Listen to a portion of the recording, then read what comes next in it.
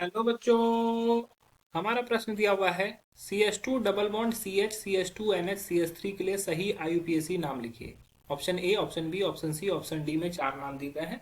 चारों में से बताना है कि कौन सा सही IUPAC नाम है। चलिए समझते हैं इस प्रश्न को। अगर इस प्रश्न की मुख्य अवधारणा को समझें तो मुख्य अवधारणा में समझना होगा IUPAC नेम कैसे लिखा जाता है। ठीक है। IUPAC का फुल फॉर्म होता है international union pure and applied chemistry. ठीक है। इस पद्धति के अनुसार किसी का भी नामकरण कराया जाता था। जैसे यहाँ पर दिया हुआ है CH2, उसके बाद हमारा डबल बॉन्ड है, फिर हमारा है CH, फिर हमारा है CH2, फिर हमारा है NH, और यहां पर दिया हुआ है CH3। तो ये NH जो है ये क्या है? क्रियाशील समूह है। तो एक रूल होता है कि जहां पर से क्रियाशील समूह शुरू होता है वहीं से नंबरिंग करते हैं, या क्रियाशील समूह जहां से नजदीक होता है वहां से पहले कार्बन के लंबे चेन पर नंबरिंग किया जाता है। तो कार्बन का लंबा चेन किस तरफ में? यहाँ पर कार्बन का एक ही कार्बन है, जबकि इधर कार्बन का 3 कार्बन का चेन है। तो यहाँ पर नंबरिंग होगा, और नंबरिंग उसी तरफ से होगा जहां पर से क्रियाशील समूह नजदीक हो। तो क्रियाशील समूह यहाँ पर है तो पहले ही कार्बन पे, तो यहाँ से नंबरिंग होगा। ये 2 हो गया और ये 3 हो गया। ठीक है।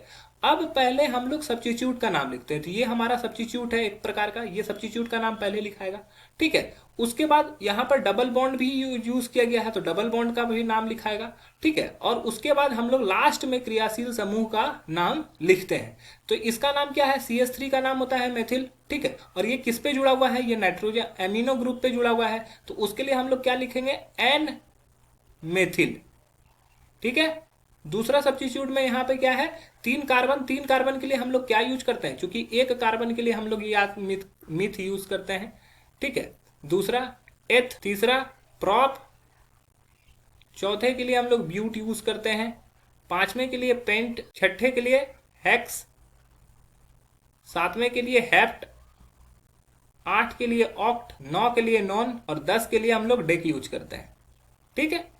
तो इस तरह से यहाँ पे 3 कार्बन का एक चेन है। 3 कार्बन के लिए हम लोग क्या लिखेंगे? प्रोप।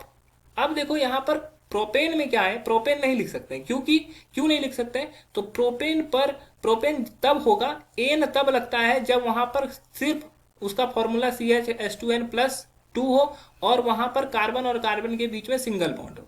यहाँ पर कार्बन और कार्बन के बीच में डबल बॉन्ड है तो यहाँ पर ईन लगेगा जिसका फॉर्मूला CnH2n होता है, और यहाँ पे कार्बन और कार्बन के बीच में एक जगह पर डबल बॉन्ड होता है।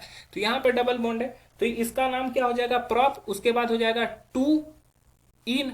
2 इन मैंने क्यों लगाया? क्योंकि यहाँ पे डबल बॉन्ड के लिए इन लगा और उसका पोजीशन क्या है? दूसरे कार्बन पे ये डबल बॉन्ड प्रेजेंट है तो 2 इन, और पहला पोजीशन पे ये NH जो है उसको क्या बोलते हैं? ये एमीन बोला जाता है, तो ये एमीन हो जाएगा। तो इसका IUPAC नेम क्या हो जाएगा? N methyl prop 2 in 1 amine, जो कि पहला ऑप्शन में गलत होगा, दूसरा भी गलत होगा, तीसरा भी गलत होगा। ऑप्शन डी हमारा सही उत्तर होगा। आशा है कि यह प्रश्न आपको समझ में आया होगा। धन्यवाद।